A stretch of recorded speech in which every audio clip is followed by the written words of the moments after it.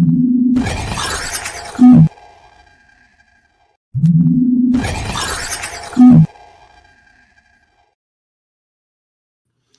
everyone, Chris, the old ass. Sorry, I did it. I knew I was going to happen one of these days. I knew it.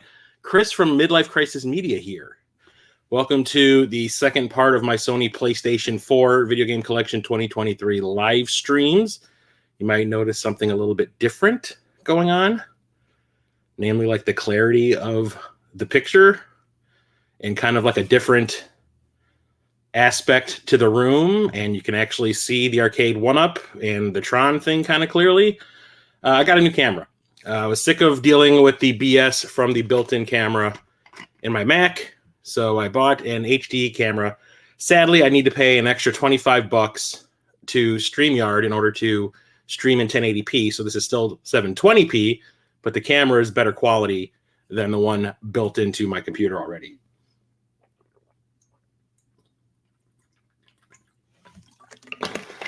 I'm dying of freaking thirst. Anyway, sorry I had to skip last week's live stream. Had stuff going on at work, and then I was going to end up getting out too late to do the stream, so I ended up having to postpone it until today. New camera, yeah. I actually bought two of them to use in my Dungeons & Dragons streams. But yeah, as you can tell, clarity, way better. So, welcome. Why do I do these streams? It's not to brag. I do it for 4 reasons. 1, it's good content for the channel. I get to talk to awesome people. It's good to have a catalog, like a visual catalog of your collection, especially when you have one as big as mine. In case something bad happens, you got visual proof that it existed. And also that I am blanking so hard right now. Okay, so good content for the channel. I get to talk to awesome people. Hey, what's up, Game Room? What's up, Stubby? You know what? Forget it. I can't remember. So earlier today, I hurt my knee really, really badly. So I'm actually in quite a bit of pain right now. I have a compression brace on my knee, which is sort of helping, but that is also causing a fair bit of pain. So I'm quite distracted right now. But I'm going to try my best to get through this with you all.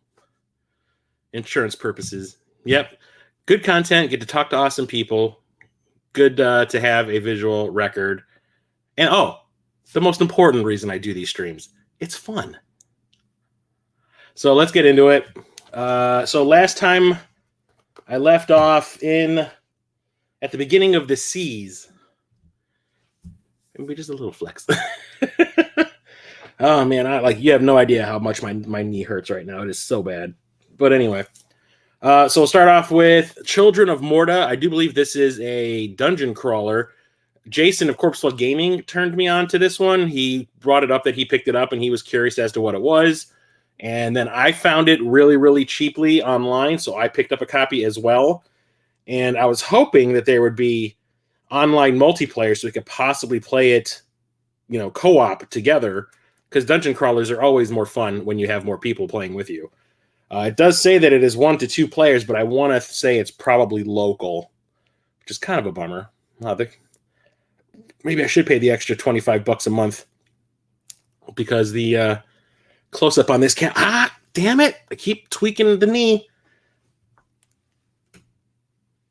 Oh, shit. Damn it. I need to stop moving in a specific direction because that screws it up every time. Anyway, moving on to Clayton Returns. This is Sengoku. So I remember I talked about this in the pickup stream when I got this. So I kind of blind bought this because I was on Facebook and I'm in a bunch of video game collecting Facebook groups, as people like me are. And somebody had posted like a big pickup video, like, look at all these hidden gems I got. And this was in the stack of games. And when I saw the cover, I immediately thought of 3D Game Heroes. So I was like, oh shit, is that like the sequel or something? Or some sort of spinoff or something? I probably should buy that. So I just picked it up off of Amazon. It was cheap. So I ended up getting a copy of it. And it has nothing to do with 3D Game Heroes. Completely different company as well. That was released by Atlas. And this is NIS America. but it is like I think a tacticsy play and create with your friends in this 16-bit action RPG. So, not disappointed that I bought it, even though I wish it was a sequel to 3D Dot Game Heroes, because that would have been fantastic, because I love that game. But on its own, sure. Stop turning your leg that way, Chris. You're going to be in pain. Here is a limited run game. I think one of the, I got this toward like the beginning of when Limited Run was doing their thing.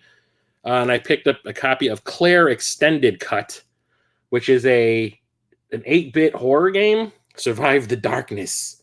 This is a Dungeons and Dragons campaign. Why does the sun never rise? Why is the world silent? Why am I alone? Ooh. You know, if I see a horror game, I'm going to buy it. I absolutely love horror games, so I had to pick that up, even though I have not even opened it yet. Stop bending the knee. Every time I turn this way, there we go. Picked this one up on Black Friday like 2 years ago, and then I know Captain Algebra got it not too long after that and beat it like in one afternoon or something. So apparently this game is not very difficult, and I need to open this up anyway because I can hear the disc is loose in here, which is some bullshit. Anyway, Close to the Sun. It's a first-person... It's like a first-person steampunk style walking simulator adventure game that has to do with Nikola Tesla. So I heard that, and remember when I was looking at all the games that were available on like Amazon and GameStop and Best Buy and all the the main retailers, Target, on Black Friday, and every one of them had this on sale. So I did some research, and I was just kind of like, oh, that sounds kind of interesting. You know, me and my first-person shooters got to have them. So that sounded like a cool twist, but still haven't opened it up and played it. I probably should, because here it's really, really short. Here is a company that is very, like, the opinions on it rival the opinions from a certain distributor from the NES days when it comes to licensed games. The company is Game Mill Entertainment. So this is the first Cobra Kai game. This is the Karate Kid saga. It continues. There is actually a sequel to this I should probably pick up. And I bought this because I like the Karate Kid. I don't think it's like awesome or anything. Cobra Kai, the show, was okay. I haven't really watched anything past season 1. But I enjoyed what I saw. But I wanted to play this because a beat-em-up in the Karate Kid universe sounded really fun. And this game is actually pretty entertaining. The graphics aren't the greatest. The music ain't the greatest. The skill tree stuff is kind of interesting the way that works out, because you have 2 different dojos you can fight for. You can be the Cobra Kai, or you can be the Miyagi dojo. And each one has their own separate skill trees and other things you need to upgrade. Like you actually upgrade the dojo and stuff. And then you start unlocking different characters from the shows. When you're playing as Cobra Kai, you start off as Johnny. When you're playing as Miyagi-Do, you play as Daniel. And then you unlock the other characters from each discipline from the show as you go. And then you upgrade those characters as well. So it's really interesting and it's fun. I got stuck. There's like a boss battle that happens toward the end that is insanely difficult and unfair. I want to say that I don't know how they expect anyone to beat it. I watched a couple of people on YouTube beat it, and even they struggled, but I couldn't do it. So I kind of gave up on it. But Game Mill is the company that's being compared to LJN. They're like the LJN of the 2010s. They do nothing but buy up licenses and release like games that probably took a year to develop, like quick turnaround kind of thing. Like the newest one is the one that everyone's been talking about, and that's that Kong Skull Island game that is considered one of the worst games of this year, but of all time possibly. And I've watched a bunch of people stream it, and it looks like crap, but it looks like fun. It looks like a playable Sharknado, like cheese-wise. I might want to get it just to have it, but I've played a couple of games from Game Mill. I don't think they're terrible, but they are very hit or miss. There are some games that they release that are actually pretty good, like this one. And then there are some like Kong Skull Island, which I hear is absolute trash. But we shall see. But I enjoy this one to the point where even though I haven't beaten it, I do want to pick up the second game. Every Power Rangers vibes. Yeah, it's just like every once in a while I'm watching, it's like you guys are really trying way too hard to hit those member berries. It's just Karate Kid. It's nothing like mind-blowing. Yeah, I love the movie. The movie's fine. I love all those Kong and Godzilla movies that are coming out. That game, like I said, it does look like trash, but it looks like kind of fun in a way, at least for me, because I love my bad games. Next up is a game that I picked up from PlayAsia, and I actually have a collector's edition of this. Sorry, limited edition. And that is the Coma Recut. So this is a horror game from, I do believe, Korea. Or it's a Korean, like, folklore horror game. And it says, the Coma is back. Recut and remastered. Explore this horror fest of the Kana indie cult classic. I don't know what that means. With an all-new visual upgrade and mechanics. Like I'm going blind, guys. I need to get glasses, so I'm having a hard time reading this stuff.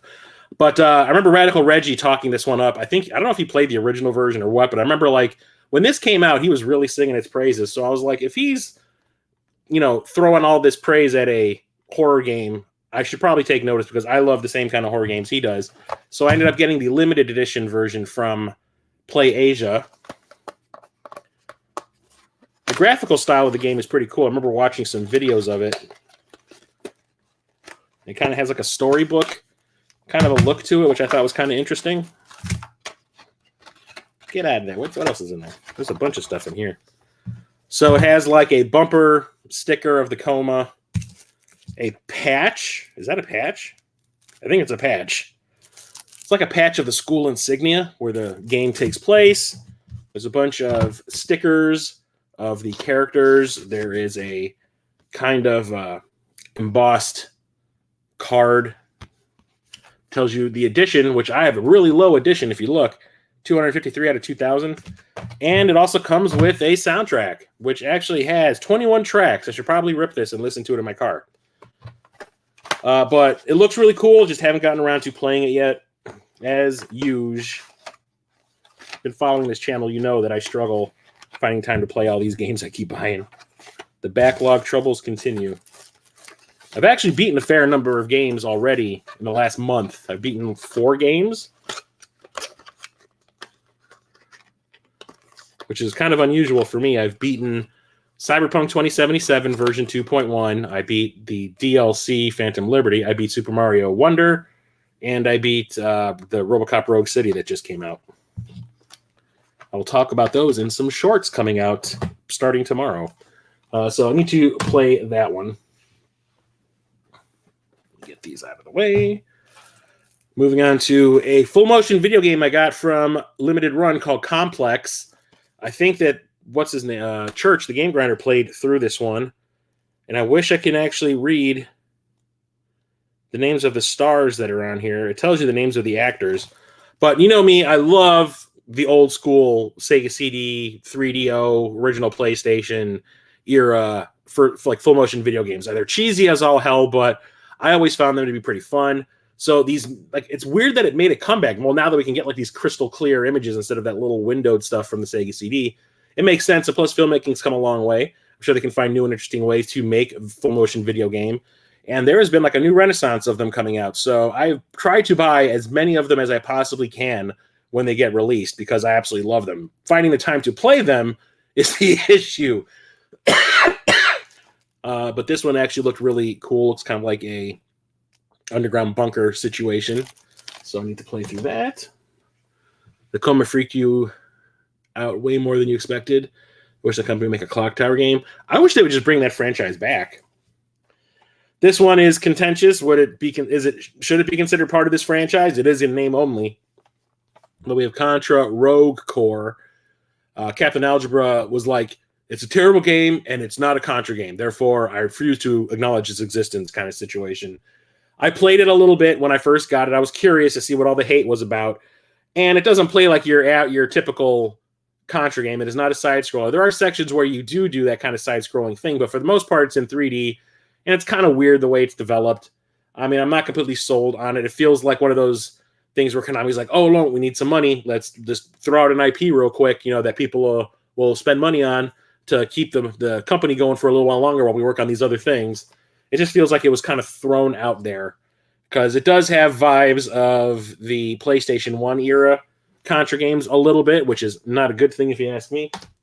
Didn't hate it like Captain Algebra does, but I don't think it's that good.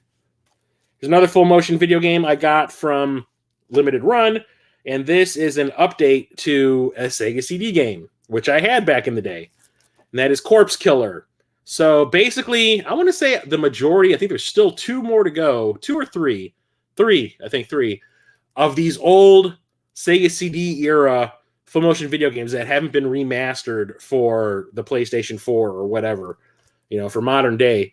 So this one is a light gun game. You're basically going through the forest, and like zombies and other creatures will pop out at you, and you have to shoot them all. I do believe you can use a controller for this. I don't think it uses the move controllers at all, which would be pretty cool if you could. But yeah, it's like a zombie light gun game that has a lot of full motion video, including Vincent Schiavelli. You know who that is? The teacher from what's that movie?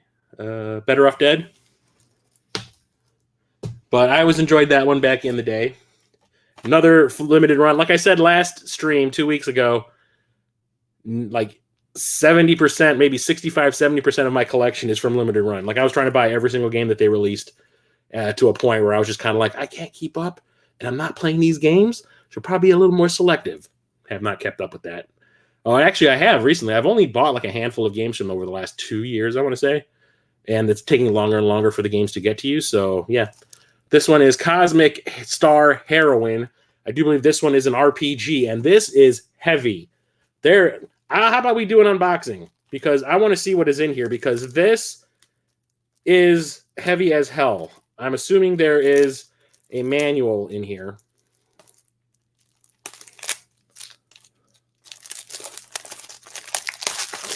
Usually the limited run games do have a manual. And would you look at that? Oh, and it is a thick boy. Look at that. Wow. Holy crap. It is like a book. Full color and everything. That is rad. One thing I can not fault limited run is when it comes to the actual stuff you get, they're going through the extra effort of making manuals and stuff most of the time, which is awesome. But yeah, this is a sci-fi RPG, which I need to sit down and play at some point. I thought it sounded really cool. I know Nintendo swore by that. This one I have played and completed because I played and completed the first game, which was a digital-only game, but I can't remember if it was like on sale for like 99 cents or something, and I ended up just buying it to play something new, and I beat it like in an afternoon, and it was super fun and charming. So when the sequel got announced, I was like, I'm going to wait, because it was released digitally also, only at first, and then once Limited Run said that they were going to sell a physical copy, I was like, I'm going to wait for that. I'll jump on it when it gets released. Hopefully it comes sooner rather than later. Did not.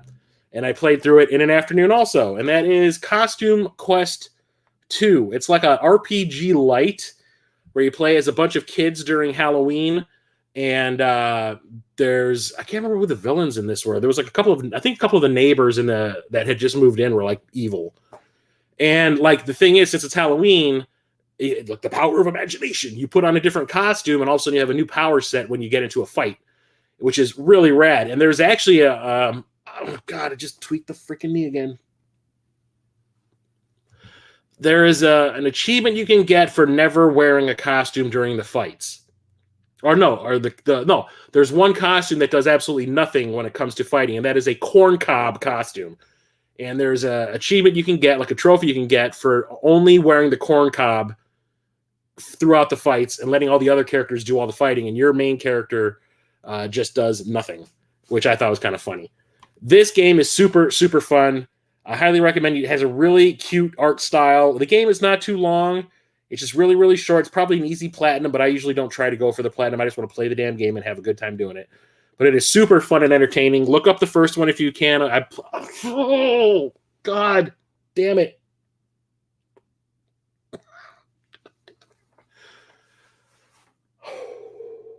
This is going to be a long stream. God, I keep tweaking my knee. The first one was on the PS3. If you can find it there, if it's still there, get a copy of it. It's really fun. I highly recommend the second one as well. Oh, man. Oh, God. Oh, tonight is going to suck sleeping. Uh, Here's one I got from Strictly Limited, and that is the Cotton Saturn Tribute Collection. Cotton is a Japanese, like, it never really came out over here at all. I don't think we ever got a localized Cotton game, as far as I know. I don't even think for the TurboGrafx, if I'm right, if I'm thinking correctly. So yeah, it was Japanese only. Apparently, there were a lot of games in the series released on the Saturn, and this has 3 of them built into it. So this has Cotton 2, Cotton Boomerang, and Guardian Force. Is that even a Cotton game? I doubt it. But they're all shmups. When you're a witch on a broom, and I love me some shmups, so I absolutely had to get this. I have Panorama Cotton on the Genesis. I have like a repro of it, which that one is like playing Star Fox, which is amazing. Don't bend the knee. Don't bend the knee. Okay, we made it that time, guys. If I can remember to keep on doing that every time I need to turn around. Oh, man. This sucks so bad. Here's another one that has a special edition. And that is the Count Lucanor. And I bought this one blind because this was one of those games where I was like, oh, it's a limited thing. This came from, I don't know if this was Play Asia. I don't think this came from Play Asia. This came from some other company. God, I can't even read it. My eyesight is so bad. Anyway, yeah, it came from some other limited run style company. And I was just trying to buy as many of those as I possibly could. But apparently this was a digital-only game that got a physical release. And I do believe it's just like a Legend of Zelda-style adventure game that's kind of got some horror elements to it, some fantasy stuff. And I picked up the, like I said, the limited signature, sorry, the signature edition. Oh, it's a signature edition games. I got this from Signature Edition Games. I get there eventually, guys. Yeah, and it has like a bunch of like fake signatures of the developers on the front. It's like built into the artwork. I keep on forgetting about Signature Edition games. Are they even still around? I bought a handful of games from them, over the years, but it's been a long time. I haven't really looked into them. And we have a Count Lucanor art book that comes in with it. It comes inside the Signature Edition with art of the characters and whatnot. Also has a soundtrack that has 13 tracks and a coin with that jestery looking character from the cover of the game. Have not played this one either, obviously, because it is still sealed. But you know what? I have a long ways to go in my days. I'll play it eventually, because the next generation is probably going to be digital only, and that's when I stop playing new games. Okay. Next up we have, so Captain Algebra is a really good friend of mine. I respect his opinion, but when it comes to this, I don't care. You need to get that check. I did. I went to the urgent care today, and nothing's broken. I thought I had torn something, like an ACL or something. So what happened was today I was leaving for work, and I was putting my shoes on. It's always something stupid, and my right knee has been bothering me. It's just been kind of aching. It's an old injury from when I was a teenager in like the 90s. I fell at the Kmart I used to work at on my knee. And every once in a while I'll get like an ache, but it goes away. It's never been anything serious. But it's been aching for like the last month. Nothing serious. And then today I go to put my shoes on, and I plant my right foot. I lift my left leg up to put my shoe on. And because all my weight was on my right leg, I heard a pop. It was like a pop. And then all of a sudden my knee gave out, and I almost fell over. And luckily I was by my door, and I stopped myself from falling, but I couldn't walk. I could barely put any weight on it, but I still went to work. And once I got there, I was like, I'm going to go to the emergency room. There's something going on with my knee. My boss was like, just go to urgent care. It's no big, if it's nothing life threatening, just go there. And I did. And I was there for almost 4 hours. They took x-rays and everything. There's nothing torn, nothing broken. There's a lot of swelling going on. They think what happened was when I put all my weight on my leg, my foot must have twisted a little bit or something like that, and my knee kind of went like that for an instant, and that's why whenever I turn a certain direction, it's like my knee's doing that again, and it really hurts. But I've got this. They gave me this compression brace that I have on it right now, which is helping. I can actually walk on it, but turning and stuff is still an issue. Anyway, games. So Captain Algebra hates this compilation because of something that has to do with the control scheme. That is the Crash Bandicoot Insane trilogy. So this has Crash Bandicoot 1, 2, and 3 warped in it, remastered. And the thing is, I guess over the course of the original PlayStation games, the control scheme changed. Like it was a control scheme specific to I guess the first two, and then the third game kind of changed it up a little bit, but it worked for that game. Well, apparently they took that control scheme from the third game and implemented it in the first and second games here. And Captain Algebra, since I guess these games are like some of his personal favorites from when he was a kid, took issue with that. I never played these games back in the day. Never. So I have no issue with it at all. Does not bother me in the slightest. Basically, this is the first time I've ever played a Crash Bandicoot game was on this. So I don't really care. And I played a little bit of the first one. I was like, yeah, this is actually pretty fun. I'm surprised. Like back then, whenever I would see something with a mascot, I would be like, no, I'm not playing that little kid's game. Just give me the Final Fantasies, give me the horror games, give me the first-person shooters, but all that mascot-y stuff. Pfft.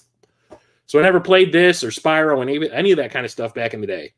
So this is the first time I've ever played a legit Crash game. And I thought it was fun. So I can't complain. Yeah, living up to the Midlife Crisis moniker, you damn straight. And that leads us to Crash Bandicoot 4. It's About Time, the legit sequel, not all these weird little side game things that were coming out in the PS2 era, which I hear are all trash. This one was not made by Naughty Dog. Cool thing, that's where Naughty Dog started, is by doing Way of the Warrior on the 3DO and then Crash Bandicoot. But this one was made by a totally different company, and from what I understand, it's actually not too bad. It basically is a decent throwback to the original trilogy of Crash Bandicoot games. So, because I have not played through those three yet, I have not played through this, but I got this on Black Friday. Also led to Crash Team Racing Nitro Fueled, another remaster of the Crash Team Racing game that came out on the PS1. Every mascot that made any kind of money at all got a kart racing game. Sonic, Mario, Crash, Disney, you name it. Everyone, homies. I never actually played this one back in the day, but I picked this up also, I do believe, on Black Friday. And I do plan to play this at some point. I do like a good kart racer. Next up is a game that was a long time freaking coming to this console. It pissed me off. So the people that made this game pissed me off so much with their little strategy to make the releasing of the game. And we're talking about Cuphead. So originally this was an exclusive on the Xbox One. It was only digital. And then eventually, I want to say years down the road, 2 or 3 years down the road, it came out on the Switch digitally. And everyone was like, oh yeah, I can play it on the go. And then it released physically on the Switch for some reason. And then out of nowhere, physical releases of this decided to start coming out. Why did it take so long? Because this game was getting so much hype. The people who made this game, I don't know if they expected people to pay for it twice. That was the reason why they waited so long. They get everyone that they possibly can to buy the digital version, then sucker them in when they release the physical version so they have to buy it a second time. I didn't fall for that shit. I waited. Only reason I have a digital copy of this on my PS4 is because the Game Beaters had a contest during one of their streams, and I won the contest, and the prize was a download code for Cuphead. So I was able to play it before I got the physical version, and I played it quite a bit. It is really fun. It has this old-timey 1920s, 1930s cartoon style of animation where you're playing as it's basically a shmup, but it also has some puzzle elements, I do believe, and stuff not puzzle. Well, for the most, a lot of the time you're walking, but there's parts where you're so it's a run and gun with shmup levels. There's a lot of times where you're walking, you're jumping around, but there's a couple times where you're flying. I think I did one flying level when I was playing it, but the most part it's like Contra, and you shoot with your finger, pew pew pew. It's really, really fun. And the whole thing is the devil's coming or something. You can see him on the post on the back art right there. But it's really strange, but I really liked it. The art style really goes a long way. It has a lot of personality. PS4 was the remaster machine. It certainly was. Here's another one that has a special edition in the box for some reason. It's kind of falling apart. Need to get some two-sided tape. I actually have some up there. I should probably do that after the stream. But this one I picked up from Play Asia, and then it turns out Radical Reggie had been championing this game for a while. I didn't realize it. until after the fact, but that's Cursed Castilla, and he was mispronouncing it the whole time. Every time I would watch a stream where he would talk about it, because I think he's bought this on multiple platforms. Every time he talks about it, he calls it Cursed Castilla. I'm like, no, it's Castilla, castle in Spanish. And this is like an old school throwback to like Ghost and Goblins kind of thing. It's like an old, like 8-bit, 16-bit style side-scrolling run and gunny platformer kind of thing. And I thought that sounded really fun. Like this was like in the early days when that retro style of artwork, or for pixel art, was coming back. So I was all about it. And it had a limited edition that I picked up through Play Asia, which comes with probably the usual. We've got the card, like a postcard that actually has Play Asia on it for a change. They actually did that. That's kind of cool. Hang on a second. This thing is, like I said, it's falling apart. Here is the certificate with my limited edition number. So 2064 out of 3000. A soundtrack. This one has, Jesus, 56 tracks on it. Holy crap. It has a bumper sticker, and that is it. So, yeah, the thing was, like, every time I would go to Play Asia to pick up some new games and I'd find something that looked interesting, they would always offer you, like, the standard edition and the collector's limited edition or whatever, and I would always get the limited edition, because at the time I was just like, you get all the bells and whistles, get all the soundtracks. But now I'm kind of like, I should just bought the damn game. But yeah, there's the limited edition. Nothing really on the back, just for the glory of the arcade times, because it is like an arcadey. It's like an arcade. It's like a copy of the arcade version of Ghosts and Goblins. Okay, let's move on. This one has a PlayStation 5 upgrade. Curved space. I do believe this is like a platforming or a puzzly platforming type of game. Battle cosmic space invading spiders across curved landscapes in this intense arcade style twin stick shooter. I was wrong. I picked this up. I remember at a GameStop. I remember I went to see Black Widow, the Marvel movie, in the theater. We stopped at a GameStop in the mall next door to the theater to waste some time, and I saw this on sale. It was like discounted at GameStop, so I picked it up. And whatever, it looked kind of fun. It was cheap as hell, so I picked it up. Next up, we have one of my favorite games of all time.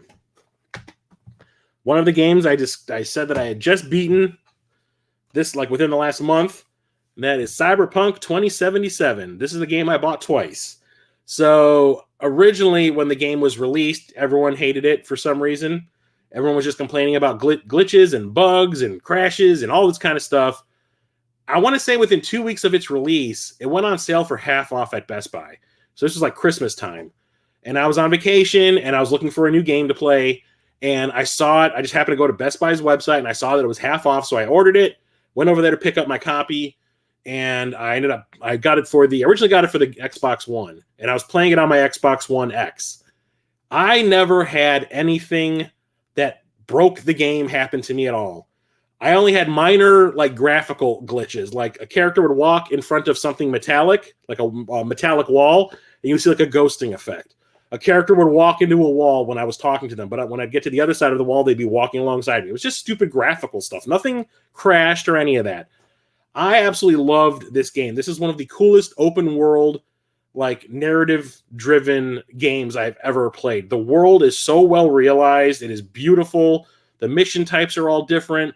The different ways you could develop your character when it comes to like your abilities that you can unlock with your skill trees and all that. It is absolutely nuts. All the different upgrades you can buy for your character when it comes to cyberware. It is nuts. I absolutely loved every minute. And the fact that I went through and played the ending of the game over and over and over again to get all the different endings, to see what back then I was playing as the male version of V, to see what all the different endings could be as the male version of the character. I absolutely loved it. Absolutely. And I always said I want to play through this again as female V to see what that character's storyline goes through. Well, when I heard that Phantom Liberty was coming out and that it was getting a massive update with this version 2.1 that was coming, and it was going to change the way the game played, I said now is that time. Even though I've played it before and I have other new games or other games on my backlog I should play that I have not played before, I said, to hell with it. I need to play through it again. And this time I played it on my PS5. This has a free upgrade to the PS5 version on it. And I did have a lot of problems. This game is still problematic. This game crashed on me at least 20 times. Didn't cause any damage to my hard drive like I think Mondane had when he was playing it. But I absolutely love this game. I was playing this game for I think a month and a half, including playing the DLC Phantom Liberty in between. Absolutely love this game. I bought it again so I could play it on my PS5 because there is no official straight-up PS5 version of this available. But I wanted to play this on my PS5 with the upgraded graphics and be able to play the Phantom Liberty DLC and all that. And I absolutely love every second of this game. Every second. And the update that they released makes it almost a new game. So even though the storyline beats are kind of the same for the female version of the character compared to the male, the upgrades that have popped up over the years since I last played it, on top of this new 2.1, changed the way the game works. So it's almost like playing a new game, and I absolutely love everything about it.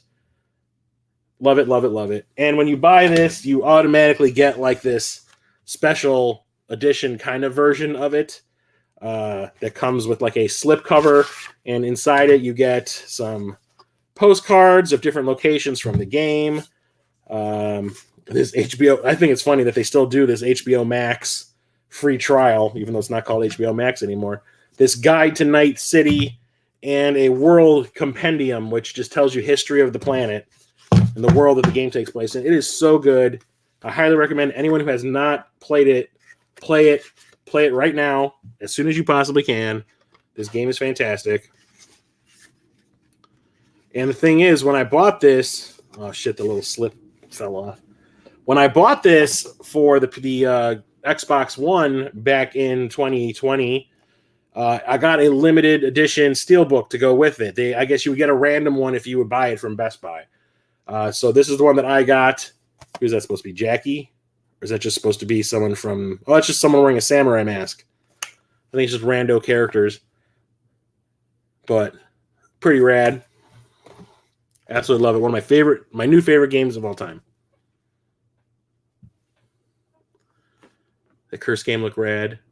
Yeah, sorry, I've been listening for a while, but couldn't chat until now. No problem, man. Boy Cave, I'm glad you're here. You freaking love this game. Oh, I do freaking love this game. The fact that I just got a shirt for this game. I bought a Samurai shirt, which is, if you have not played the game, Samurai is the band that Keanu Reeves' character, Johnny Silverhand, was in before he died. And I bought a Samurai shirt. So you notice the new camera? Peter? Heard you say you won't play new games if the next gen is all digital. I couldn't agree more. Yep, I will not buy a PS6 if it's digital only. There's no way. That gives me a chance to deal with my backlog. Phantom Liberty should be in contention for Game of the Year. It definitely should. I had so much fun.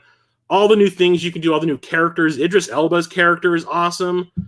There's so much cool stuff going on in there. That concert that happens at the casino is like one of those things you have to see to believe. It is so cool.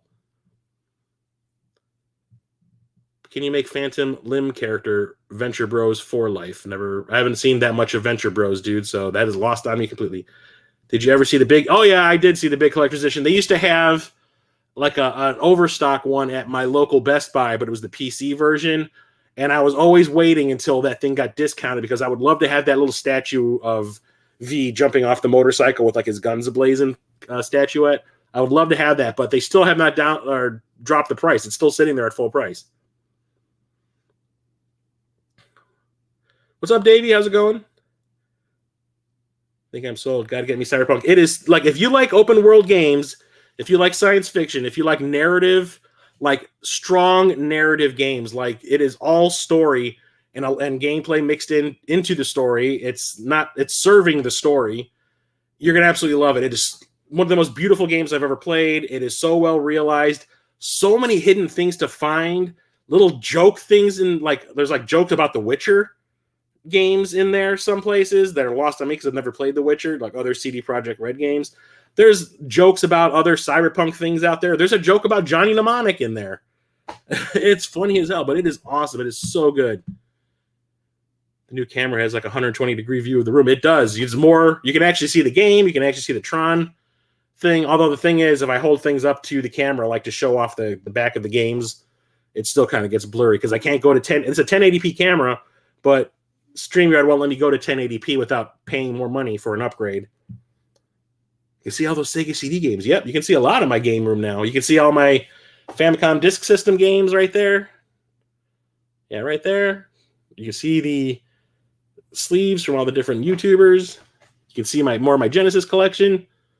Yeah, you can see my 3DO stuff down there, my N64 games. Yep. So here are 2 games I got from Limited Run. They were released on the same, or they were put up for sale on the same day for pre-order. I had not played these yet. Surprise. These are the Damascus Gear. God, I got the hiccups all of a sudden. These are the Damascus Gear games. One is Operation Tokyo HD Edition, and one is Operation Osaka HD Edition. And these are giant mech games, like shmups or shooters, run and guns, which I thought sounded really fun. Never heard of these before, but I was going to pass them up because you know me, got to get them all. Peter, you also missed all the drama about my knee hurting.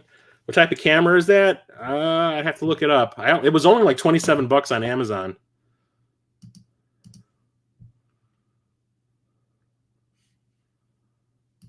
Hang on, let me look it up real quick. My orders.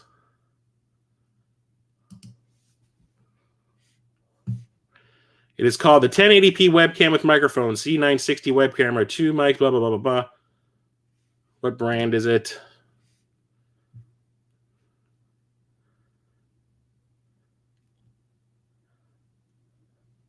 It's the brand is eMeet, EMEET, and they are on sale right now. I don't know if it's a Black Friday deal, but it says the sale ends in 3 hours. It's 45% off. These are normally $50. I got them for $27. I ended up buying 2 of them. Yep. So get to Amazon, $27 on sale. Get them while you can. Here's another limited run. And I had to get this because it's a long-running franchise that I love, and that is Darius Burst CS, which stands for Chronicle Saviors. Darius is the horizontal scrolling shmup series that's been going on since way back in the 80s. But these games, you are fighting robotic fish. Fish.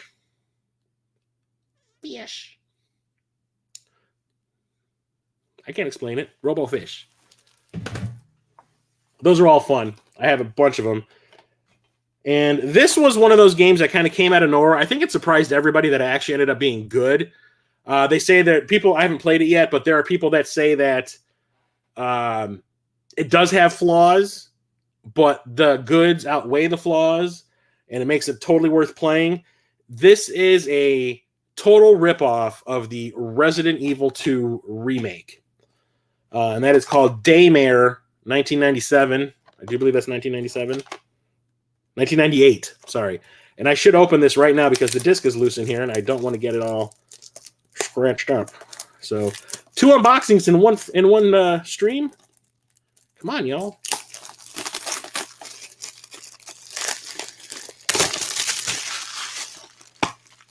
Get out of there. Okay.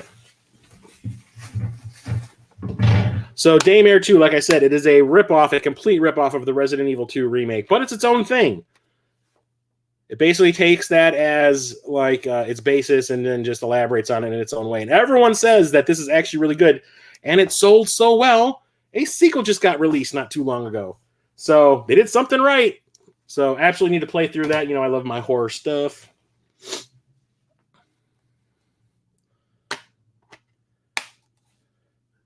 Darius, not Darius. Darius, whatever.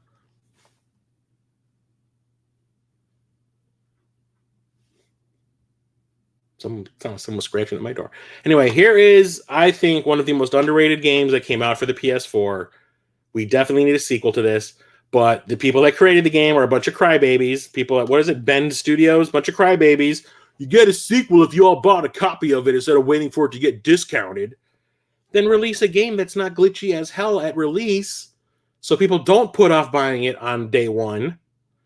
Therefore, the money comes rolling in instead of people waiting for the patches to come out and then buying it when it's $20. So that is Days Gone. I did not get this right away. I picked it up, I want to say, maybe 2 months after it came out, and I've been hearing all the hate, people saying like it was glitchy as all hell. What the hell? You guys released an unfinished game kind of stuff. And then I heard a bunch of patches were released, and it made it very playable.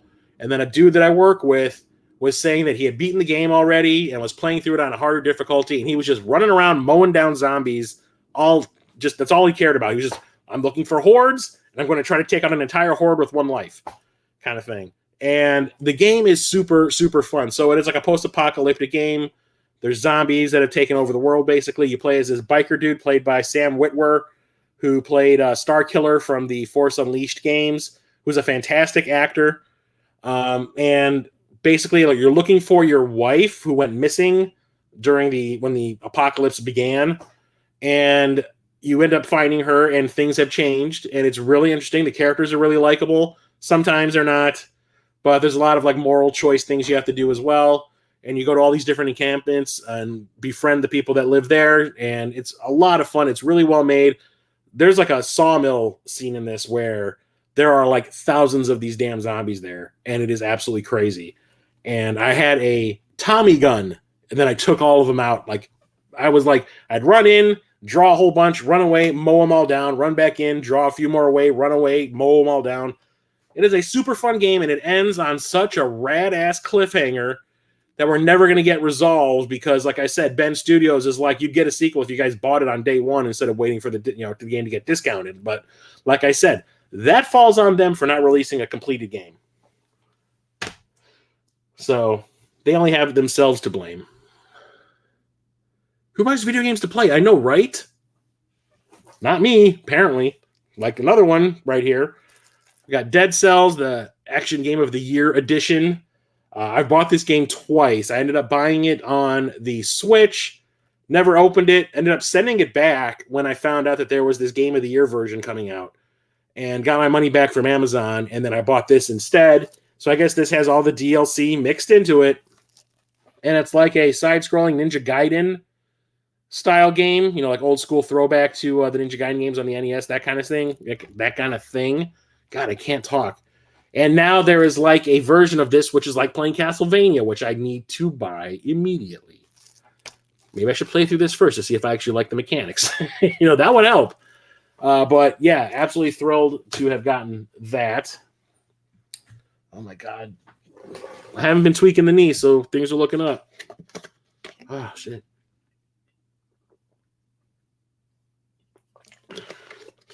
I might need to pause the stream and go get something to drink. I'm dying. Pick this up. This is the first game I ever bought from Play Asia. And I was like, there was some controversy about why Tecmo decided not to release this overseas. I don't remember what it was, but like it's a franchise that we've gotten other games in the series in the US, but for some reason this one was like a no-no. That is Dead or Alive Extreme 3 Fortune. This is basically Dead or Alive Beach Volleyball Part 3. And it has all that kind of stuff in it. It has the volleyball. It has all the little relationship simulator stuff in there. There's booty. And all the stupid little mini games that came in the other games. And like, it's harmless. I mean, it looks like it's going to be one of those types of games, like the waifu. It's all about boobs and butts and whatever, but all the characters are clad. They're all wearing clothes, and it's just like harmless little fun. But for some reason, they like refused to release this. And then like Tecmo made like an update to this or something. There's like another version of this out there. Still haven't played this. But like I said, first game I ever got from Play Asia, and it took a while to get here too. I was kind of mad about it, but then again, it is rated 18 plus, so maybe there is some racy shit in there. Did I buy a gross game? This came out for the PS3, and then not too long after, they released like this little slightly remastered version for the PS4, and that is Deadpool.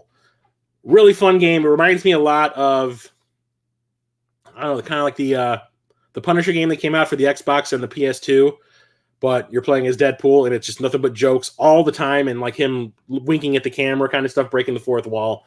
And he's voiced by Nolan North, who plays Nathan Drake in the Uncharted games, which I thought was a fantastic touch because he is a great voice actor. And the game's a lot of fun. It's a 3D action beat 'em up, and I really enjoyed what I played of it. I never actually beat it, but I played it quite a bit this is like when I first got my PS4. This was like one of the first games I picked up for the console, so I played this one quite a bit. And I really enjoyed it. I should just plow through it and just beat it, get it over with. Here is another limited run game, one of the earlier ones that I picked up and I still have not opened. I think I've opened like 5% of my limited run games. That is Dear Esther, the Landmark Edition. So this is a walking simulator. That's kind of like a mystery, kind of like Myst, I guess. So have not played it, can't comment, but I do like the fact that it's got that metal embossed title on it amidst like this little sparse, like, cave, mountainside thing going on. I picked this one up in Wisconsin when I was hanging out with Captain Algebra and TJ. I almost call him TJ Combo. TJ Kitsune. And I can't remember if it was Mega Mat. No, it wasn't Mega Mat. It was TJ, Captain Algebra, and Rocket Sauce. I got this at the Freak Toys. And this was because the only reason I bought this was I had credit left over from the last time I had been there, and I just wanted to spend it because I didn't know when I was going to come back, so I was just looking for like one last game to buy with the rest of my credit, and this happened to meet the criteria exactly. Like the amount that I had left over was how much this cost. That is Death End Regarding Quest, I guess. That's how you say it, Death End Regarding Quest, and this is one of these Idea Factory RPGs. But it looks like it takes place in a virtual world like The Matrix. So, like I said, I picked it up because it was there and it looked kind of cool. Anything cyberpunky is cool by me. So how was everybody doing tonight?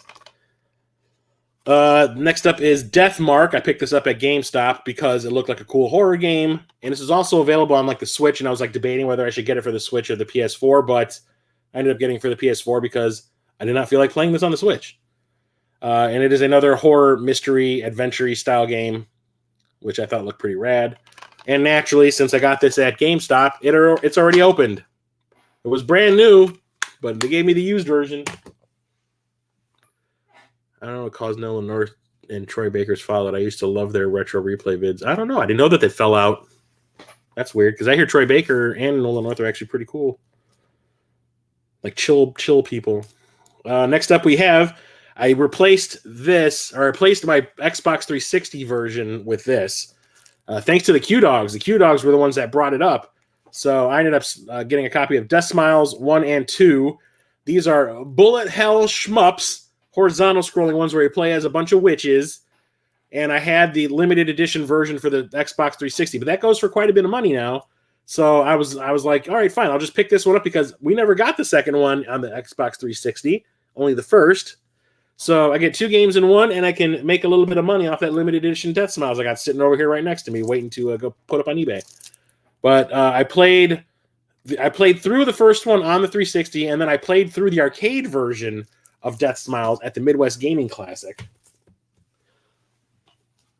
Next up, we have long-awaited sequel to one of my favorite franchises from the PS1. That is Deception 4: The Nightmare Princess. So Deception 1, 2, and 3 on the PS1 were some of my favorite games, at least the first 2. I didn't play the third one until I got back into collecting. So the first 2, because you're playing as the villain. You have basically you have a castle and bad things. You have done bad things, and the townspeople are coming to get you, and you have to set traps in order to kill them to stop them from invading your turf. And the more people you kill, the more elaborate the traps you unlock, and then you get like every time you kill somebody, you get some points. And then you can build more elaborate traps that give you even more points. And then like big people, like big boss type characters start showing up, and you can take them on and like combo traps together.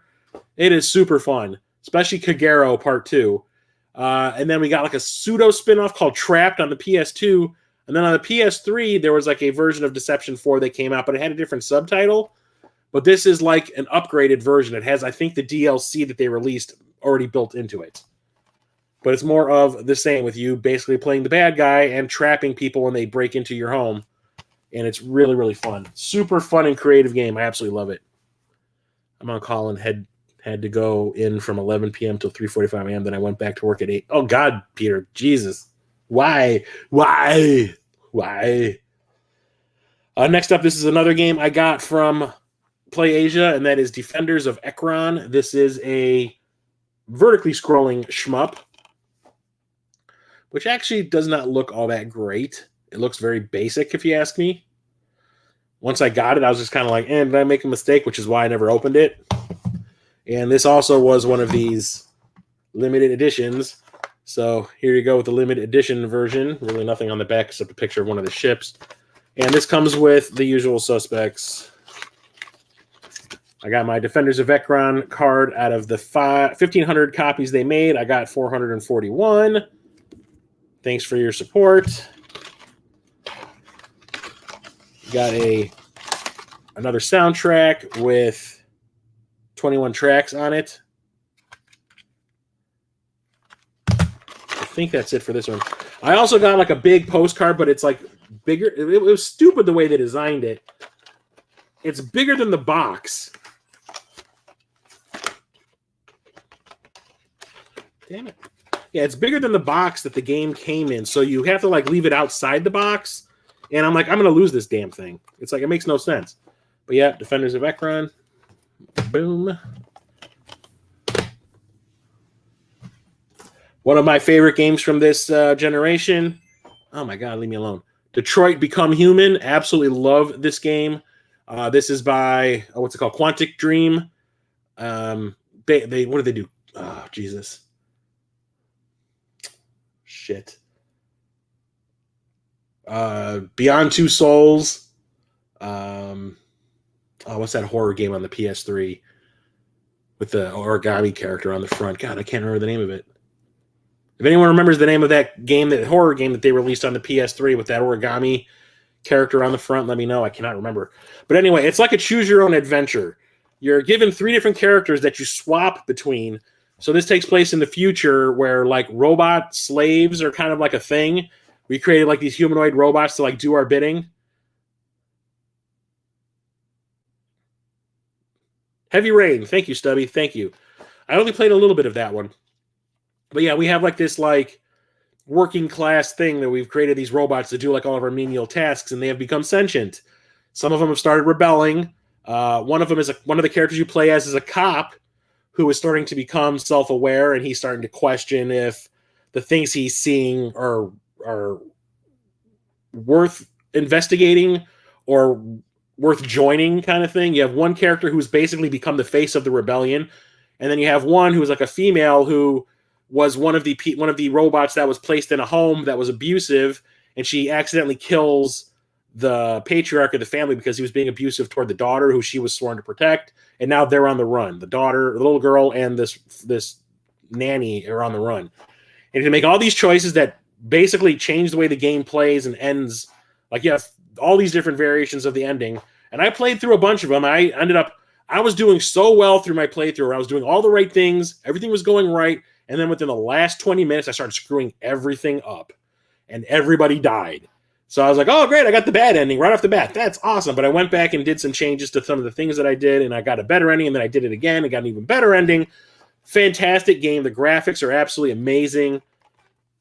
Yeah, a lot of people complain that Quantic Dream games aren't really games because you're really not doing much, especially when it came to like Beyond Two Souls, which was one of my favorite games on the PS3.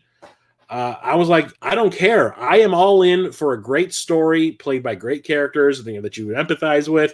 I loved all the characters from Beyond Two Souls. I loved all the characters in this. Everything about it was great. I absolutely loved my time with it. I hope there's another game coming from Quantic Dream. Indigo Prophecy, that's another one. Yep, I totally forgot about Omicron, but I have that for the Dreamcast. Choice games, yeah, I love that kind of thing where like that's one of the reasons why I like Cyberpunk so much, because it really makes you question your morality at times, especially in the DLC. There are so many times where they're like they offer you 2 totally effed up ways you can go with a situation. Each of them sucks, but you have to pick one. And like messed up stuff happens. It's like, what is the lesser of two evils to you kind of thing. It is really, it really is stressful, but I love it. Next up, we have one of the kings of cyberpunk style games. We have Deus Ex Mankind Divided. This is the Day 1 edition. This is part, I want to say 4 in the series. Have not played this, but I got this off of the Square Enix website when they were having those clearance sales. And I got this dirt freaking cheap. I think I got this for like $10. So I have not played a Deus Ex game. I need to. So here's a franchise I really tried to get into, but for some reason I could not. I remember I tried on the PS2. I tried again here, and I just couldn't get into it. I don't know what it is, but I could not do it. And that is like this Devil May Cry HD collection. I tried playing the first game back in the day, and I could not get into it for some reason. And I was like, maybe it was just I wasn't in the mood for that type of game. And then Rocket Sauce and I were talking how Devil May Cry is like one of his favorite franchises. And he was really excited when the Part 5 was coming out. So I was like, I need to give those games a try again. So I ended up buying the HD collection of Part 1, 2, and 3 on one disc. And I started playing through the first game, and I stopped playing it again because I could not get into it. I don't know what it is. It's like the gameplay. It's kind of like a Resident Evil style game, but you can actually move through the environments, and they move along with you instead of just being static pictures like from the old school days. But I guess it was like what these games ended up, what they started off as were Resident Evil 1.5, and then that game got canned, and they started over to make Resident Evil 2. And they used all that code to make the first game. I don't know what it is. It's constantly changing. Like, you'll go into a room and the game kind of like stops. And then like you go into another room and the game stops. Like, it's constantly just like pausing for some reason. It just got on my nerves. I could not do it. But at the time I was trying to get into them, so I ended up buying that. And then I bought Devil May Cry 4, the special edition. I had to get this from PlayAsia, because I think it's the only place that this got released physically was overseas. But it has the English mode, which is great, but I'm probably never going to play it. Which leads us to Devil May Cry 5, which was the newest game in the series at that point in time. And I bought it, I think, on Black Friday. So I didn't pay too much for it. So there's that. It's actually pronounced Deus. What? Deus. You're killing me, bro. Deus nuts. Yeah. Here's another awesome cyberpunk game I highly recommend you try to find. I ended up getting this off of eBay really cheap. I don't know if this came out through PlayAsia or not, but it's a foreign version of the game. This is like an import. I think this is from England. But this is called Dex, and it is Cyberpunk AF. But the thing about this one is where Cyberpunk 2077 is like a first-person open world game. This is kind of open world, but it's side-scrolling. It's like a side-scrolling platformer, but it has twin-stick kind of combat, and then you do hacking, like computer hacking, and that turns into a shooter mini-game. It is so much fun. I mean, the graphics are really cool. It's like, what were those graphics that they used to have in like those Flash? It was like a Flash game. It looks like a Flash game, but like a real detailed Flash game. I really enjoyed it. Nintendo turned me on to this one. He was streaming it one night, and I was watching, and I was like, I need this in my life. Cyberpunk is my shit. It's my jam. I need it. And I really, really liked it. And the version that I got came with a soundtrack with 26 tracks on it. The music is pretty fantastic, I will admit. If you like Cyberpunk like I do, this is fantastic. I don't mind morality systems as long as they don't penalize you. They don't. That's the thing about Cyberpunk, is it does not judge you at all. The choice you made, it like sticks with you. There's no real penalties for it. It just changes the way the game ends. No, you don't. I had to make some real tough choices in that game. But you see the good side of what happened. Like, everything that you do has like the consequences in Cyberpunk. That's why I like it. You see the bad side, like you might have killed somebody that was a friend, but on the flip side, you see the good that it might have done as well, which is kind of cool. Next up, we have the Diablo 3 Eternal Collection. So this is Diablo 3 plus all of the DLC add-on packs. I played the vanilla version. Was it the vanilla version? Or was it like the first game, the first DLC mixed into it? There's 2 more that came out after that. Because it was one of the first games that I played on my PS4. And one of the first games on my PS4 that I became completely addicted to, like, excuse me, I bought it Black Friday.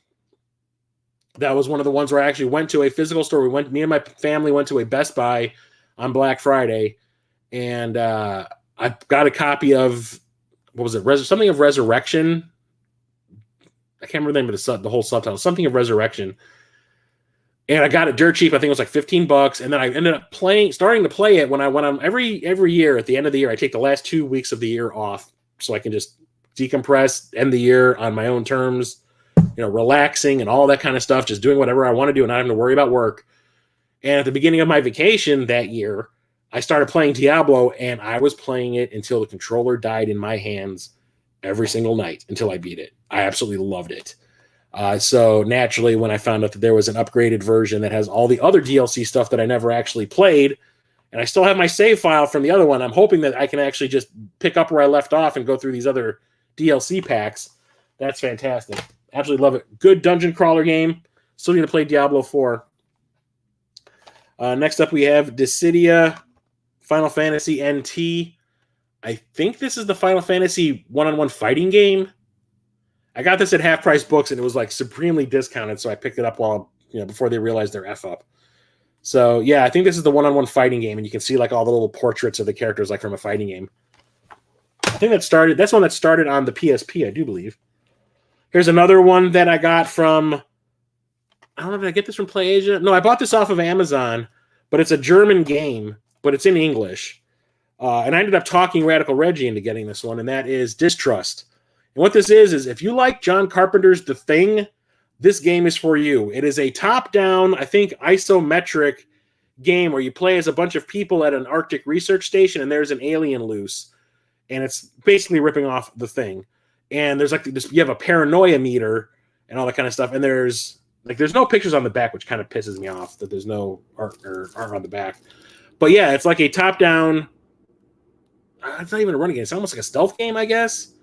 And I talked Radical Reggie into buying it, and he was like, "Yeah, that was actually hell worth it." And then because I was doing all those Devil May Cry games, I also bought the definitive edition of DMC, which is like their pseudo reboot of Devil May Cry with the new character that everybody hated, especially Rocket Sauce. Like I said, Rocket Sauce considers this his favorite franchise, I do believe, and this is like the black sheep of that franchise. And then eventually they absorbed this character. I don't remember what his name is, but they absorbed this character into the franchise, and I think he shows up in Devil May Cry 5 or 4, one of those. Got this one off of I Am 8-Bit. I Am 8-Bit, it releases certain physical editions of digital only games every once in a while. They don't do it often, but what they do, it's usually something well worth it. And I've been hearing a lot of people talking about this game. One person I know called this Game of the Year. So when I saw that I Am 8-Bit was selling a physical copy of it, I jumped on, and that is Donut County. And I beat this game on stream in one sitting. So essentially, it's Katamari Damacy, but in reverse. So instead of you rolling a ball to pick up all these things in the environments, you control a hole. And the hole is really tiny, and you start by moving it around, and you can like have tiny little things drop into the hole, but the more things that you drop in it, the hole starts to get bigger. By the end of the game, you're swallowing entire buildings, like grain silos and stuff, like gigantic apartment buildings and stuff. It gets kind of crazy. And it's all because there is a raccoon character who is a complete dick. And the whole moral of the game is don't be a dick. Which I thought was really kind of fun. It's about him realizing what a selfish character is, and by the end, he's just kind of like, well, if I act like this, then I'll never have any friends, and I like having friends, so maybe I shouldn't be a dick. What a misstep that was. Yeah, I have heard Rocket Sauce curse that game's existence a lot. So even though I bought it to complete the set, I don't think I'll ever going to get around to playing it. Had to get this from Limited Run when they announced it. I did download it because I didn't think it was ever going to come out physically, because I heard it was just going to be like a digital exclusive. So I was like, well, this one thing, I'll do it just so I can have it. And then all of a sudden, of course, Limited Run's like, hey, guess what, guys? Physical edition. I was like, you a-holes. Give it to me. Yes, I'll buy it twice. But that is Doom 64. It's like the remaster of Doom 64. And Doom 64 is one of the few N64 games I actually like. I had it back in the day, and while it wasn't very reminiscent of the OG Doom, it was kind of its own thing. It's still played by the same rules. It was a first-person shooter, all the same bad guys and stuff, but it wasn't like the layouts of the levels were exactly the same. It was kind of its own thing, and it is fantastic. It was a really fun game. Still had a controller with that Trident controller, which I absolutely hate. But yeah, this is a remaster of it, and it is amazing. It is so good. Haven't opened the physical version, but I played the shit out of my digital one. So I haven't had a need to open this one up yet. But absolutely had to have that. Now I don't need to buy the one on the Nintendo 64. There's another limited run. Had to pick this one up. I thought it was kind of funny that they decided to go this direction with the numbering of this game, but whatever. So we have Double Dragon 4. I thought that Super Double Dragon on the Super Nintendo was actually Double Dragon 4 because I think that's what it was called overseas.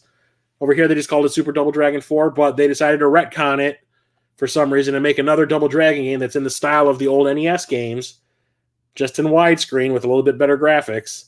And like this game does have a weird difficulty ramp that comes out of nowhere at one point. Like the game is pretty evenly hard up until a certain point. All of a sudden, it's just like you are getting bombarded with characters, and it's kind of hard to get out of the mess you're in. But I absolutely love it. Arc System Works, I think, did a fantastic job making something that felt like the old school Double Dragon game, so I absolutely had to get that. And here's another one of those old full-motion video games that came out on the Sega CD. We got a remaster of that, and that is Double Switch, the 25th anniversary edition. And you might recognize some of these people on the cover art here. You got Corey Haim, you got Deborah Harry from Blondie, and you got Arlie Ermy from Full Metal Jacket. And you also have Cammy, I can't remember her name, Camille Cooper, I think her name is. She was in that Wes Craven movie Shocker. And basically it's like a different version of Night Trap. Night Trap is all about memorizing the time code for the cameras so you know where you need to be at a certain time code in order to trap the bad guys. This is kind of the same thing. Basically, Corey Haim owns the penthouse to this really expensive building, and people keep breaking in, and you have to know where to look at certain time codes, which cameras to jump to see the people breaking in so you can capture them. And a story unfolds as you do so that has conspiracies and apparently Egyptian stuff going on as well. So I had to get that. Love those full motion video games. And we're on the last stack, guys. Next up we have Dragon Quest IX, the definitive edition. The subtitle of this is so stupid. So this is technically Dragon Quest IX S. I guess the S is special. Echoes of an Elusive Age definitive edition. So it's like a bunch of DLC has been mixed into this. It includes new scenarios, a 2D mode, and an orchestral in-game music. So if I remember correctly, the Japanese version of this game had like an orchestral score, but when it got ported over to the US, they released like a weird synth score. And everybody complained, like, why don't we have the score from the Japanese edition? Like, what the hell happened? It was a licensing issue or something, apparently, and they couldn't bring it over here. So eventually, they worked out the issues with the licensing, and now you actually have the original orchestral score from the game, so all the people can stop crying into their coffee. But yeah, RPG franchise has been going on forever. Need to start playing these games again. And then we go to this franchise, which I have not played, or it's a spin-off of the original Dragon Quest games, and that's the Dragon Quest Heroes games. So you got Dragon Quest Heroes, The World Trees Woe, and The Blight Below. These subtitles are dumb. And part 2, which is just Dragon Quest Heroes 2, but this is the Explorers edition, which I got at Half Price Books like for half off. And I don't know if these are just straight up RPGs or not. I think they look like, if I remember right, these are like the Musou style games where it's kind of like playing a Dynasty Warriors game. I think. Yep, Koei Tecmo. Yep. These are the ones that are like Musou games, which is the big, epic, you against an army beat-em-ups in 3D. Just with Dragon Quest licensing. I knew there was another one that I couldn't remember. I remember there was like, they did the Zelda ones, they did the one with Fire Emblem, And there was another big license I remember, and I couldn't remember the name of what it was, and it was Dragon Quest. Yeah, Technos didn't want to retcon the Incredible Double Dragon. They should have retconned Double Dragon 5. God damn. God damn. This is an older game, which I had on the PS3, ended up getting the Pro version of it for the PS4, and then finally played through it all the way with Mondane Designs, my buddy Mondane. We played it online together, and that is Dragon Crown Pro. This is the Battle Hardened edition. I almost said enhanced. And it looks kind of strange because it is a steel book that has raised artwork, and it kind of pushes up against the plastic slip, so you can see like the indentations in it when I let the light hit it from everything. And this is by Vanillaware, one of my favorite developers of the modern age. Amazing artwork. This is essentially the closest you were going to get for a little while to playing the Dungeons and Dragons arcade games at home. In America, in the US, North America, we never got ports of those Dungeons and Dragons arcade games. They did in Japan for the Saturn and the PlayStation 3. We never got them over here until I think they eventually released them digitally on the store for the PS3 and the 360. But this was the closest you were going to get to playing those in the US. Because it's a side-scrolling beat-em-up, the artwork is a little exaggerated. If you played this game, you know what I'm talking about. The barbarian woman has some of the biggest muscles you've ever seen, to the point where I don't know how they can move their arms. The witch has some of the biggest breasts I've ever seen in my life when it comes to a video game character, to the point when her walking animation, they basically go like this. It is the craziest shit, but it is a super fun beat 'em up. I absolutely loved it. Did not have any problem going back to old areas to look for new items and stuff. It is so good, especially when you're playing it with a friend. Absolutely love it. Love it, love it, love it. Next up we have, I still haven't played this. I should, but this is like a rabbit hole game, and I'm kind of afraid to play it because when it comes to create your own something type games, like back in the day, there was really nothing going on with Mario Paint on the Super Nintendo. It had a couple little mini games you can play, but for the most part, it was just like draw some things. You can animate them slightly. I played that thing for hours, months at a time. Like, I made movies with it. So when it comes to these like create your own type of thing, like I said, I could lose myself in these types of games and just lose massive amounts of time. So Dreams is one of those types of games where you can actually make your own video games. They give you a bunch of assets and stuff, and you can alter them all you want. You can make any kind of game I think you want in here. And Jason from Corpse Flood Gaming was telling me about that he had bought it. Him and his daughter had been playing, and they were having a lot of fun. And he said it was a little overwhelming, I guess, like the options. But the thing is, I don't remember the exact way it happened, but I got this like dirt freaking cheap. So I remember I went to my local Target, and they only had one copy of this left. And the tag said it was like $20 or something. But this game had only been out for like a week. The tag said $20. And I asked the guy at the counter, the electronics counter, I'm like, can I get that copy of Dreams? And I'm like, is that price right? And he said, yeah. I'm like, okay, fine. And he didn't let me, like, normally they want you to ring up the video games in electronics. But for some reason, they let me just put it in my cart and bring it up to the front. And when I did, this rang up as a full price game. It came up for $60. And I was like, no, that's supposed to be $20. The tag was still on the game when the guy took it out of the case. And I even asked him about it. And they're like, okay, we'll call over there. And the guy goes, I don't know what you're talking about. And they're like, well, he says he doesn't know what you're talking about. I'm like, yeah, now that you've said something, he's going to go over there and take the tag off. I'm like, want me to run over there real quick and take a picture of it with my camera? And the guy's like, no, just bring it up. And the guy changed the price to $20 on the register, and that was that. So I got this for $20 when it had just come out for $60.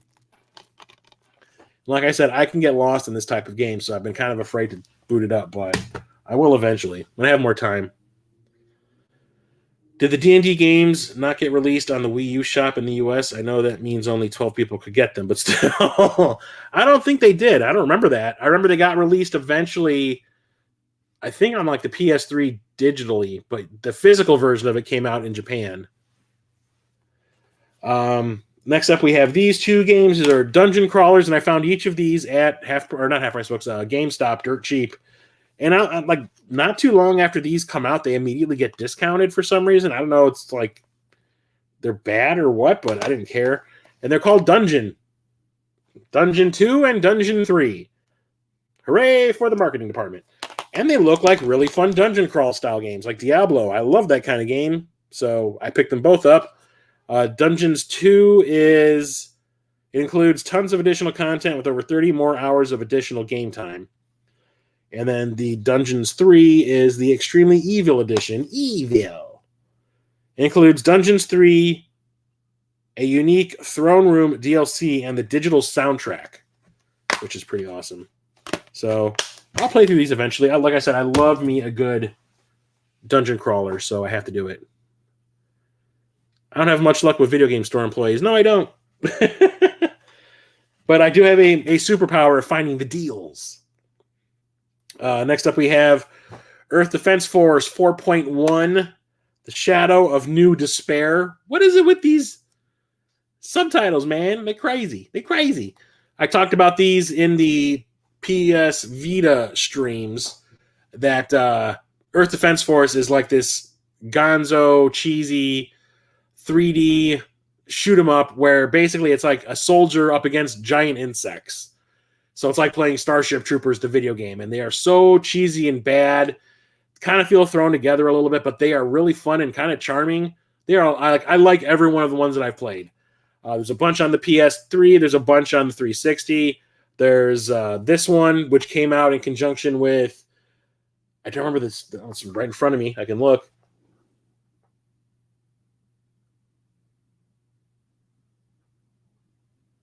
Earth Defense Force 2 on the Vita. And I remember I went to Game Dude in California, in LA, when I was visiting my brother, when those had come out. And when I got there, I was like, oh, I wanted to get one to play. But I was like, do I get the PS Vita version, which I can play right now since I brought my Vita with me to LA? Or do I buy the PS4 version, which I have to wait to play? And I was going to be in LA for like a week and a half. I'm like, I have to wait a whole week and a half to play it. I bought the Vita version because I can play it right then and there. And I loved it. Then I eventually got 4.1. Amazing game. Super fun. Next up, I still haven't played this, but I've listened to the soundtrack quite a bit in my car. The soundtrack's actually pretty good. It's called Earthlock Festival of Magic, and this is an action RPG, I do believe. The music is absolutely fantastic. I need to play through this at some point. It's dirt cheap.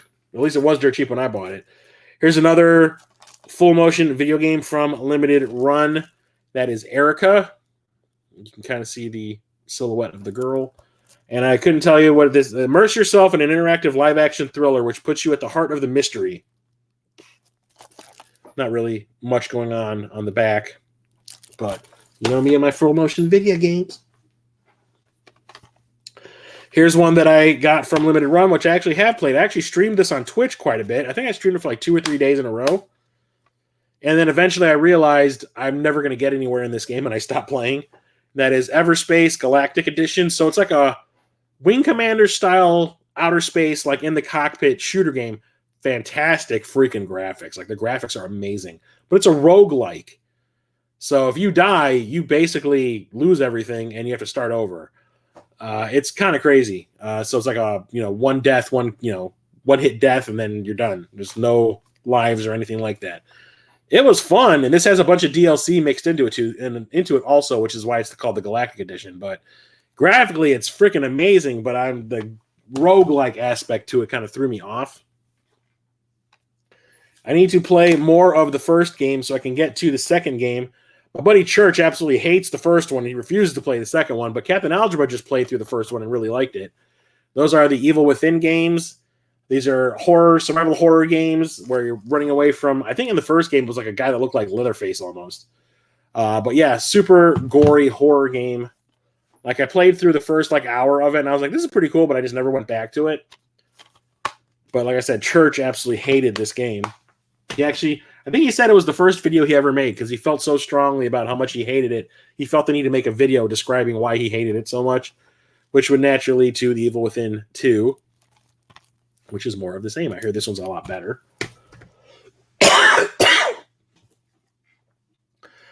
I got this as a gift from Jason from Corpse Flood when we did our little trade. When we finally met back up after COVID was over. That is Exist Archive. He had like a duplicate of this from somewhere, and he gave it to me.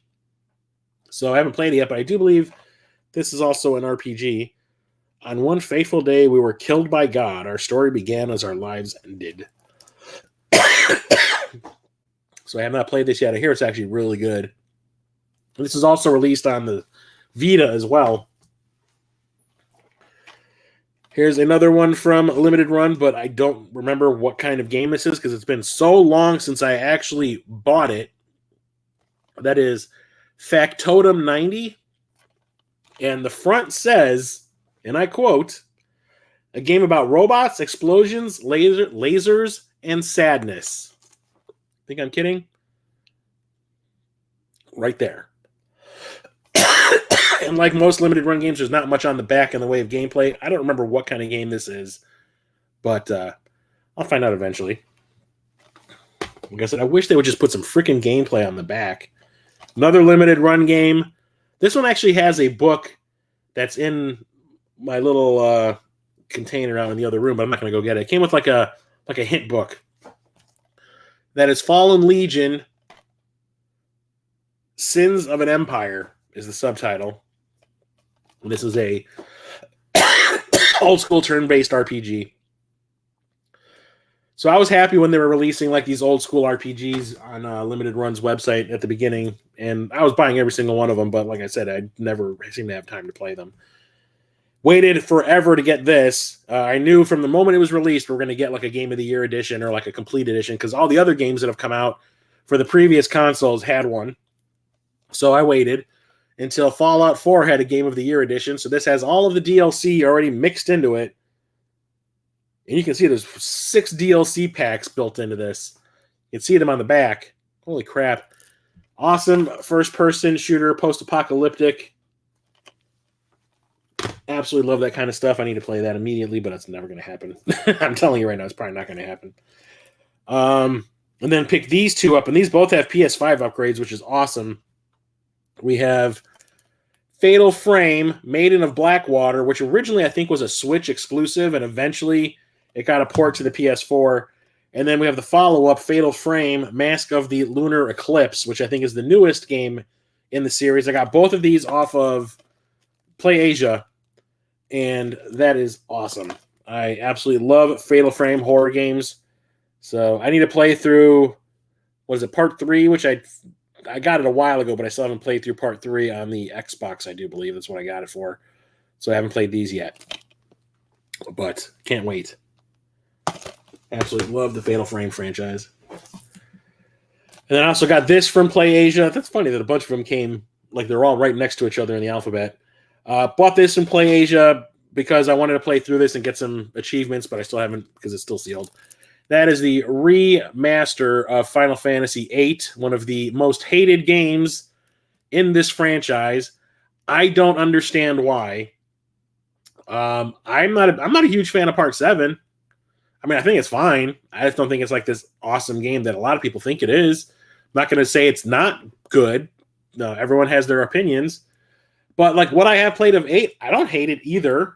I don't think it's great. I just don't think it's awesome. But I was watching Musty Hobbit stream this before he like swore off, video gaming or whatever, or streaming. And like this is the one, not 7, that he has like an emotional connection with. A lot of people have an emotional connection to Part 7. I understand it completely. Don't get me wrong. He's had an emotional connection with this. He cried on stream during a scene from this game, which I was like, oh God, like really? Okay. I don't like the lead character from what I remember, but that was when I was playing it back in the 90s when this came out on the PS1. But I wanted to give it another shot, and I figured this would be the best way to do it, but I don't know when that's going to happen. Fallout 4 was great, fun to play, and a fun story. I can't wait. I need to be able to play those. I need to make time to play those is what I should say. And then the last game I'm going to talk about tonight is Fire Pro Wrestling World. So for some reason, I've made it a new goal to get all the games in the Friar Tuck Fire Pro Wrestling franchise. I think I've got all of them for the Super Famicom now. I have one on the Dreamcast. I have one on the Game Boy Advance. I have one on the PS2. There's a bunch more out there, I know it, but this one, when it was released, I picked this up at my local game store, and same as always, it's an isometric technical wrestling game where it's all about the timing of button presses and not just slamming buttons together. You're not going to get anywhere doing that kind of thing in this game. And then you can make your own wrestler, and you can customize every single thing about them. It's crazy. You think that the World Wrestling Federation games that are coming out now have customization, that awesomeness. This one beats it out every time. But I'm glad that the franchise is still alive. It's actually really, really fun, even though it takes a little while to get into it because it has a learning curve. But I absolutely love it. And I don't know who any of these wrestlers are, even though a lot of them I think are based on real people. I know in one game they had like a ripoff of Hulk Hogan, which is kind of funny. But that's it for tonight. I'll be back next Thursday for part 3, and hopefully I'll be more prepared and in less pain because my knee is absolutely killing me right now, and I need to get something to drink because my throat is as dry as the Sahara. I'll be back tomorrow with a new short. I didn't release any new shorts earlier in the week. I usually would have released one on Sunday and Friday, Sunday, and Tuesday, but I didn't have any new ones made. And I'm going to record a whole bunch of them tonight. So there'll be a lot of new content coming. The Dungeons and Dragons the Dungeons and Dragons episode 10 that was supposed to happen over the weekend didn't happen. One of the party members was sick, so we had to postpone, and that'll be happening in the beginning of December. So keep an eye out for that. And like I said, I'll be back next Thursday for the third part in this series. So have a good evening, everybody. Glad that so many people showed up and chatted. Glad that you're all here. So I'll talk to you later. Stay safe out there. Talk to you next time. And have a good night. Chris from Midlife Crisis Media out.